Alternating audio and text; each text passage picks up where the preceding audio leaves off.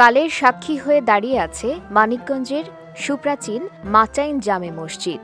ত্রিগম্বুজ বিশিষ্ট ও আকর্ষণীয় শিল্পমণ্ডিত এই মসজিদটি দেশের অন্যতম পুরাকীর্তির একটি। শিলালিপি অনুযায়ী মসজিদটি 1501 সালে হোসেন শাহ কর্তৃক নির্মিত হয়েছিল। মানিকগঞ্জে মুসলিম পুরাকীর্তির বেশিরভাগই বাংলার স্বাধীন সুলতানি আমল ও পরবর্তী মুসলিম শাসনামলে প্রতিষ্ঠিত হয়েছিল। ওই সময়ে প্রতিষ্ঠিত কয়েকটি জামে মসজিদের মধ্যে মাচাইন গ্রামের মসজিদটি অন্যতম। স্বাধীন সুলতানি আমলে মাচাইন একটি প্রসিদ্ধ গ্রাম ছিল। বাংলার বিখ্যাত হোসেন শাহী বংশের খ্যাতিমান সুলতান আলাউদ্দিন হোসেন শাহের রাজত্বকালে শাহ রুস্তম রহমতুল্লাহ মানিকগঞ্জ অঞ্চলে ইসলাম ধর্ম প্রচার করার জন্য আসেন। তার শ্রদ্ধার নিদর্শনস্বরূপ এলাকায় ইসলাম প্রচারের সুবিধার্থে 1501 খ্রিস্টাব্দে এখানে একটি সুরম্য মসজিদ প্রতিষ্ঠা করেন। ত্রিগম্বুজ বিশিষ্ট নান্দনিক শিল্পমণ্ডিত মসজিদটি শাহ রুস্তমের পুণ্যস্মৃতি আজও বহন করে চলেছে। কয়েক বছর আগে প্রাচীন এই মসজিদটি সংস্কার করা হয়। মানিকগঞ্জ জেলা সদর থেকে 25 কিলোমিটার দূরে মসজিদটির মূল অংশের উপর রয়েছে 3টি গম্বুজ। উত্তর ও দক্ষিণ পাশের গম্বুজের চেয়ে মাঝের গম্বুজটি একটু বড়। মসজিদটির মূল অংশের উপরে রয়েছে নিখুঁত খাঁজকাটা কারুকাজ। প্রতিটি দেয়ালে প্রচুর কারুকাজ রয়েছে যা সবার দৃষ্টি কাড়ে। মসজিদটির নির্মাণে ব্যবহার করা হয়েছে চুন, সুরকি ও সাদা সিমেন্ট।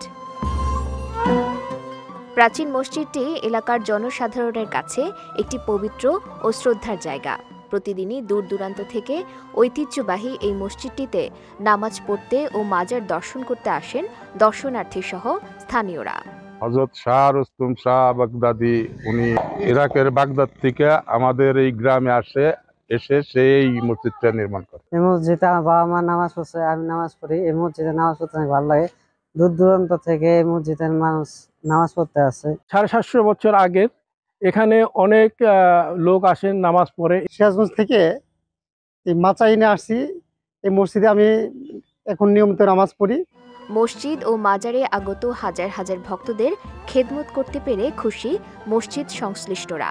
মসজিদ ও মাজারের হাজার হাজার ভক্তবৃন্দ আসে, তার খেদমত আমি করি বিগত 20 বছর ধরে। আমার এই খেদমত করা খুব ভালো লাগে। এই মসজিদটি বাংলাদেশের মধ্যে ঐতিহ্যবাহী একটি মসজিদ, মাচাইন শাহী মসজিদ।